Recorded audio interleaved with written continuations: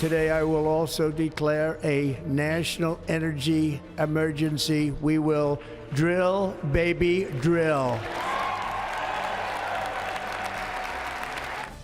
In his first day in office, President Trump signed numerous executive orders promoting fossil fuels and ending many of the Biden administration efforts to combat or at least address climate change. I want to bring in CBS News environmental correspondent David Schechter. David, describe the most important actions President Trump has taken in this space. Well, Major, I think what the president has done is bureaucratic, right? So the biggest thing that you would see here is not law, changing law, but telling the particular agencies to get going with permitting for drilling for natural gas and developing fossil fuels. So I think that's, we'll see that in small pieces, and maybe we won't even be completely obvious to us. But to say have the EPA, clear the way against some, permits to make it easier to get drilling for natural gas. But I do think there is an element that we probably would happen first. There was this moratorium that he put in now for putting in wind power, offshore wind power on the coast of the United States. The federal government controls the waters out there. And so of all the things that he did, it's potentially the easiest one to begin to say, we're not going to permit offshore wind in the United States anymore, and in fact make it difficult for those places that have already been permitted or have been permitted and are now waiting to be built.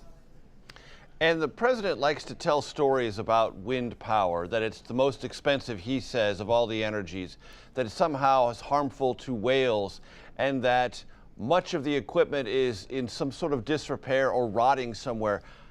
The president tells a lot of impressionistic, anecdotal stories. How much of any of that is true? Well, hard to nail down any specific comment there, but first of all, wind power is very efficient. It does get subsidies from the government, just like all forms of energy do.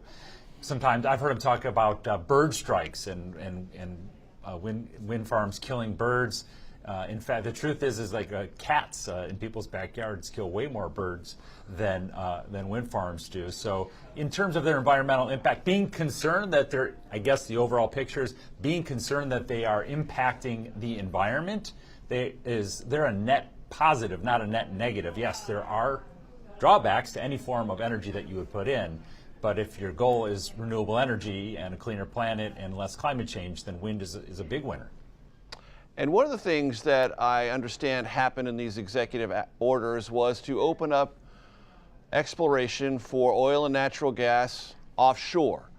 Now, plenty of Republican governors, Ron DeSantis in Florida, Glenn Youngkin in Virginia, just to name two, have constituents who don't want to see offshore drilling in Florida or Virginia. Is that something that, even though it's now going to be more permissible because of these executive actions, we're actually going to see?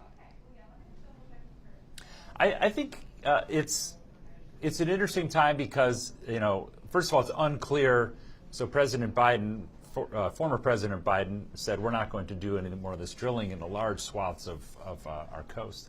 And the law that he was working underneath did not necessarily provide a mechanism for the next president to undo that.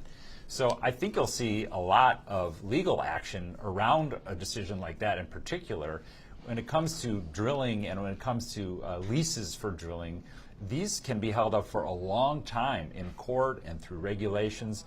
And so I think any immediate action there seems unlikely, but the politics of it are fascinating because it doesn't really cut exactly down party lines.